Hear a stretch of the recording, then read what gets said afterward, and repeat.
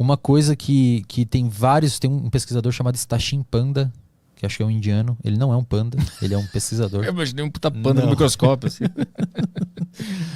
Ele estuda muito ritmo circadiano. Que inclusive as pessoas com depressão têm uma quebra do ritmo circadiano. É aquela pessoa que acorda 2 da manhã e não dorme mais e depois dorme de tarde. Ritmo circadiano é o quê? É como o seu corpo oscila dentro do dia, fazendo você dormir. Não é só sobre dormir, principalmente sobre dormir, mas também sobre sentir fome, sobre sentir energia, sobre sentir disposição e sobre sentir motivação. Ele mostrou que pacientes com depressão têm uma desregulação no ciclo circadiano. Isso aconteceu um boom, né, do estudo do ciclo circadiano em 2017, um pouquinho antes na realidade. Em 2017 os ganhadores do Prêmio Nobel de Fisiologia e Medicina foram uma galera que estudava o ciclo circadiano, que é o horário que você acorda, o horário que você dorme, o horário que você tem mais energia, o horário que você está mais disposto. O que os caras perceberam, Arthur? Eles perceberam que existe um lugar lá no meio do seu cérebro, um pouquinho para cima da amígdala, chamado núcleo supraquiasmático. Dentro desse núcleo supraquiasmático, um lugarzinho bem pequenininho, existem células que funcionam como relógio. Inclusive os genes que essas células têm são chamados de genes clock, que esses pesquisadores deram o nome. Normalmente eles foram meio humildes, normalmente a galera dá o nome deles, né? Os genes Arthur, os genes Silva. Eles deram o nome dos genes clock. O que eles perceberam? Que esses genes, dentro da maquinaria celular, ocorre uma tradução, uma transcrição do gene para um RNA, e esse RNA é traduzido em proteína. É isso que ocorre em toda a célula do seu corpo. Tá? Nesses genes, esse processo ocorre a produção dessas proteínas, essas proteínas específicas lá que vão regular o seu ciclo circadiano, elas vão acumulando na sua célula, e dentro de mais ou menos 24 horas, essas proteínas indicam e sinalizam os genes. Quando elas encheram demais as células, elas sinalizam os genes para parar a produção. Isso ocorre dentro de 24 horas. Exatamente o seu ciclo circadiano. Então, é como se fosse um relógio, cara. Literalmente, um relógio que funciona num ciclo de 24 horas. Aí você me pergunta, então significa que pessoas com depressão têm esse relógio desajustado. Então, na vida real é 13h45, e essas pessoas com depressão, o relógio dela já está de noite, induzindo ela a ter sono, induzindo ela a ter cansaço, induzindo ela a ter fadiga. Né? E é exatamente isso que acontece. E o que regula esse relógio? O que faz esse relógio? Quem que é a pessoa que vai lá e gira o pininho para o relógio voltar às 13h45, que é o horário atual? A luz solar. A luz solar tem a capacidade de entrar no seu olho, e aqui na sua retina a luz entra ali, um pouco mais para dentro tem uns neurônios que ficam captando a luz, e eles mandam uma mensagem lá para o núcleo supraquiasmático no seu cérebro, para esses relógios, e falam, agora é tal hora. Tanto é que quando você viaja, você tem jet lag para um país que tem um horário diferente do seu daqui. E a melhor forma de você tratar o jet lag, a galera geralmente toma medicamento para dormir. Dramin, famoso Dramin. Isso, Rivotril e tal. Uma cachaçinha também. Melhor forma de você tratar jet lag é luz solar. Se expor à luz solar, porque você vai estar informando o seu relógio que está zoado o horário que é.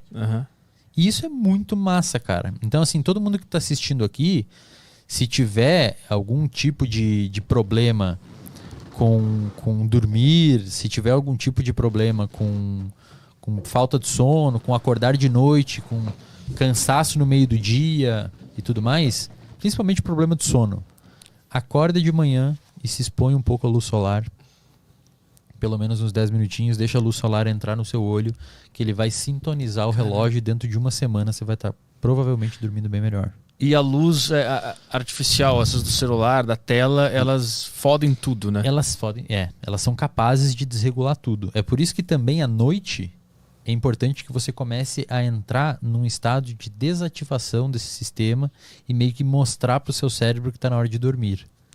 Quando tu fica, um cara tá tipo 3 da manhã jogando um game ali com aquela luz na cara, o que teu cérebro acha que tá acontecendo? Que você tá sei lá, em perigo. Tanto é que a luz à noite, essa galera eles mostraram que a luz à noite é capaz de interagir com uma região no seu cérebro chamado abênula. Repete comigo aí. Abênula. Abênula? Isso. Eu gostei. Eu queria que mais convidados fizessem isso. Abênula. A luz entra, ela interage com a abênula e a abênula manda uma mensagem para neurônios dopaminérgicos e manda esses neurônios dopaminérgicos pararem de produzir dopamina, que é uma substância que tem relação com motivação. Não é prazer. A gente pode falar sobre isso depois, é motivação. E, cara, isso causa um efeito depressivo em você. Então, quando você estiver próximo a dormir, deixa na penumbra. Não precisa parar de mexer em celular e virar um caçador-coletor. Mas assim, tenta deixar, não deixa muita luz no seu olho, no ambiente, deixa uma luz mais uma luminária acesa lá no canto. Tem uns filtros para celular, né, que fica com a luz, tem uns filtros com a luz mais vermelha, né? Que pode ajudar. Barulhos, vai assistir um filme de tiro, de guerra, sei lá, bota um pouquinho mais baixo, tá ligado? Não sei que você queira, porque assim, o seu cérebro, esses estímulos, eles não são negociáveis. Sim. O som, a temperatura, a luz. A sua atenção é. Esses estímulos não. Então se eu falar pra você, Arthur, presta atenção no seu pé tocando o chão. Ou presta atenção agora na sua camiseta, no seu corpo. Para de fazer isso. Cara, você presta atenção. Você presta atenção. Agora eu falo pra você, para de detectar a temperatura do ambiente. Cara, essa temperatura do ambiente, quem tá detectando é aquela primeira camada do seu cérebro. Aqui, isso é o que a neurociência chama de inconsciente. É diferente do que a psicanálise chama de inconsciente. A neurociência chama de inconsciente isso. Você não tá mandando seu coração bater agora. Mas quando tu fala, eu percebo que ele tá batendo, né? E quando tu falou pra eu parar de notar a temperatura, eu notei mais ainda como é que eu tô me sentindo. Exatamente. Então assim, a sua atenção, você consegue direcionar ela pros lugares. A luz, o som, isso o seu cérebro tá interpretando, embora na maioria das vezes você não saiba. E isso porque você tem um grande filtro no seu cérebro chamado tálamo. Repete comigo aí. Tálamo. Isso parece o nome de imperador de Roma. Exatamente, isso mesmo. Tálamo. Pô, o cara é o tálamo. Imperador Tálamo.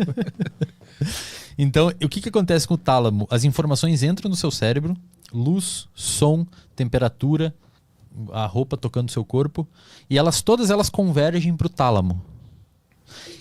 O tálamo seleciona as mais relevantes, e as mais relevantes o tálamo deixa passar e essas informações vão para o córtex, para a parte de fora do cérebro, que é onde elas vão se tornar consciente. Então quando eu falo para você, Arthur, presta atenção na sua roupa, tocando o seu corpo. Basicamente, o seu córtex pré-frontal está informando o seu tálamo para deixar passar a informação da sua roupa tocando o seu corpo. Antes ele estava bloqueando isso. Vai de novo o percurso? Eu falo assim, todas as informações sensoriais, luz, som, tato, tá indo para o seu tálamo. Algumas coisas o tálamo não deixa passar. Por quê? O tálamo é um grande filtro. O tálamo tá fazendo o quê? Eu vou deixar passar as informações pro córtex, que é a camada de fora do seu cérebro, só aquelas informações relevantes pro momento. Entendi. Então, no momento que tá numa entrevista, o tálamo recebe informações do seu córtex pré-frontal e ele falando assim, agora eu quero que ele preste atenção no convidado e no que ele tá falando. Então, deixa passar a voz, deixa passar a luz, o foco ali, e deixa ele entender, ignora todo o resto, ignora a roupa, ignora o pé, ignora o barulho lá fora, ignora o carro que passou na rua, ele precisa se focar no convidado. Quando eu falo para você, Arthur, presta atenção na sua roupa agora. O seu córtex pré-frontal entendeu essa solicitação, enviou uma mensagem para o tálamo, e o tálamo começou a deixar passar os sinais sensoriais da roupa tocando seu corpo para a área sensorial do seu córtex. Porque o córtex permitiu. Solicitou também, exatamente, de alguma forma, né? Porque a tua informação fez o meu córtex solicitar que o meu tálamo deixe passar essa informação. Exatamente. Caralho, é muito louco isso. É muito louco, cara. E, por exemplo, se você pegar pacientes que têm transtorno de déficit de atenção, é muito comum a galera achar que eles não têm atenção. Eles têm, na verdade, demais. É que esse é o problema. Eles têm muita atenção. O tálamo dele deixa passar muita coisa. Então o cara tá prestando atenção aqui, estudando, e passa um carro na rua, abre o portão lá, ele escuta. Uma pessoa que não tem TDAH deixa aquilo dali, o tálamo não traz aquilo para consciência, você não direciona a sua atenção para lá. A pessoa com TDAH escuta, presta atenção em tudo. Então bateu a porta lá embaixo, a pessoa já prestou atenção. Então ela não consegue estudar. E aí você tem que ter um auxílio psicoterapêutico e medicamentoso para regular isso. Mas aí é outra história. Ponto importante. Luz de noite tem esse efeito depressivo.